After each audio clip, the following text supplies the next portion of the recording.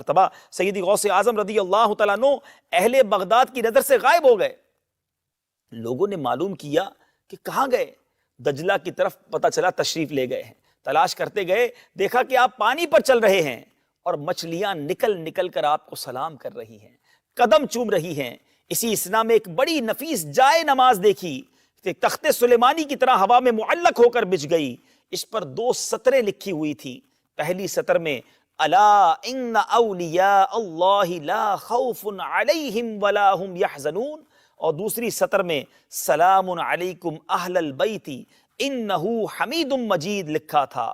اتنے میں بہت سے لوگ آ کر جائے نماز کے گرد جمع ہو گئے. ظہر کا وقت تھا, تکبیر ہوئی, حضور امام ہوئے, نماز قائم ہوئی. جب آپ تکبیر کہتے تو حاملان عرش اٹھانے والے فرشتے آپ کے ساتھ تکبیر کہتے. جب آپ تسبیح پڑھتے تو 7 آسمان کے فرشتے آپ کے ساتھ تسبیح پڑھتے.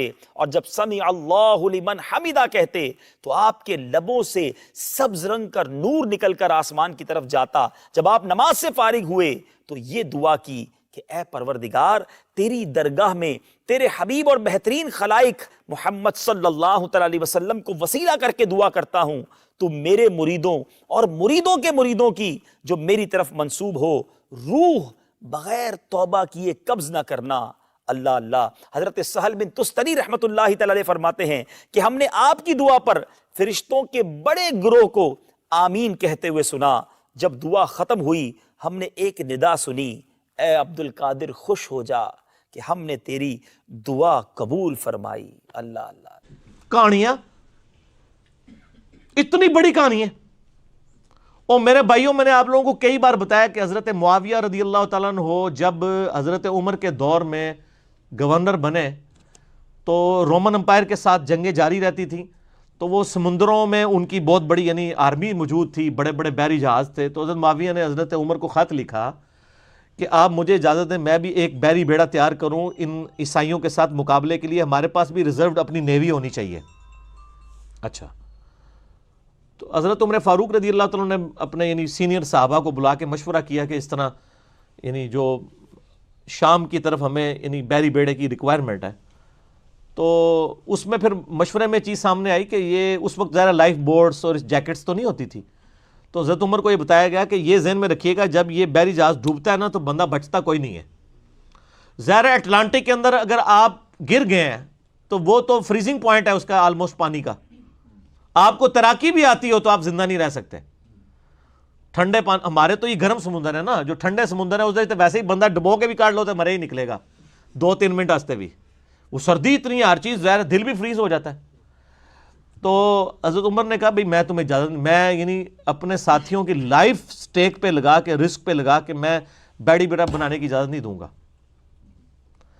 یعنی صحابہ کرام کے تو کہیں دماغ میں نہیں سن کہ بابے سمندر تو ٹور بھی لیندے نے. احمد انہوں ہی دسنا چاہ رہے ہیں کہ کتنی بڑی کہانی ہے. پھر حضرت عثمان کے دور میں دوبارہ سے ریکویسٹ کی گئی تو حضرت عثمان نے پھر ان کو اجازت دی اس حوالے سے کہ بحری بیڑا, پہلا بحری بیڑا پھر حضرت عثمان غنی رضی اللہ عنہ کے دور میں تیار ہوا ہے. اس کی میں نے انجینئرنگ کی ہے کہ صحابہ کرام علیہم رضوان, ان کو تو یہ وہم بھی نہیں تھا کہ سمندر کے اوپر چلا جا سکتا ہے, سمندر کے اوپر آپ مسلح ڈال سکتے ہیں, سمندر کے اوپر گھوڑے چل سکتے ہیں. وہ کہتے ہیں بندے کے مروان لگے ہو, وہ کہتے ہیں بسم اللہ پڑھی تے پانی تے ٹرنا شروع کرتا. سر پانی چھڈ دو, میں تانوں ایتھے ایک نالے تو کوئی ٹور کے تہاڈا کوئی بزرگ دسے بسم اللہ پڑھ کے. بلکہ کئی بزرگوں کو تو تیراکی نہیں آتی ہوگی, ان کو تو آپ 8 فٹ پانی میں بھی ڈال دیں تو یہ زندہ نہیں باہر نکل سکتے. جس کو تیراکی نہ آتی ہو سر, وہ 8 فٹ پانی میں بھی ڈوب جاتا ہے اگر اس کا یعنی 6 فٹ یا 5.5 فٹ قد ہے. اس کو مارنے کے لیے وہ بھی کافی ہے. ٹھیک ہے, یہ سب کی سب کہانیاں ہیں, جھوٹ ہیں, اور انہی جھوٹوں کی بنیاد کے اوپر پوری پوری زندگیاں انہوں نے گزاری ہیں. ایک نگاہ ماری, یہ کر دیا, وہ کر دیا. اور بھائی میرے مسلمانوں کے کتنے ملک تباہ و برباد ہو گیا, آپ کی نگاہیں کسی کام نہیں آئی ہیں. افغانستان ختم ہو گیا, ٹھیک ہے جی, عراق کا تباہ کر دیا, شام تباہ کر دیا, پاکستان کی کمر توڑ دی. آپ کے بزرگ کب کام آنے ہمارے, ٹھیک ہے. وہ ہمارے ایک بھائی تھے, آج وہ ملنے کے لیے بھی آئے تھے مجھے بائی چانس, تو اس لیے مجھے ان کی بات یاد آ گئی. وہ عراق میں ہوتے تھے تو بڑے کٹر بزرگوں کے ماننے والے تھے. جب وہ عراق والی وہ جب کویت والا معاملہ ہوا, امریکہ کی وار شروع ہوئی, تو وہاں تو بڑے بڑے بزرگوں کے مزار بھی آپ کو پتہ ہے وہ بمباری میں ਸ਼ਹੀਦ ਤਾਂ ਨਹੀਂ ਕਹਾਂਗੇ ਅਸੀਂ, ਸ਼ਹੀਦ ਤੇ ਹੁੰਦੀ ਹੈ ਕੋਈ ਸ਼ੈ ਹਲਾਲ ਹੋਵੇ, ਜਿਹੜੀ ਆਰਾਮ ਸ਼ੈ ਉਹ ਤਾਂ نہیں شہید ہوتی. صحیح مسلم میں حدیث ہے نبی علیہ السلام نے منع فرمایا قبروں پہ عمارت بنانے سے. باقی گنبد خضرا اور اس کے حوالے سے میری ڈیٹیل کے لیے یوٹیوب پہ آپ جا کے لکھ لیں تو آپ کو پتہ چل جائے گا قبر مزارات گنبد خضرا اس کے بارے میں میرا کیا موقف ہے احادیث کے روشنی میں. تو مزارات شہید نہیں ہوئے سر, مزارات جڑے نے وہ بھج گئے بمباری وچ, ٹوٹ پٹ گئے.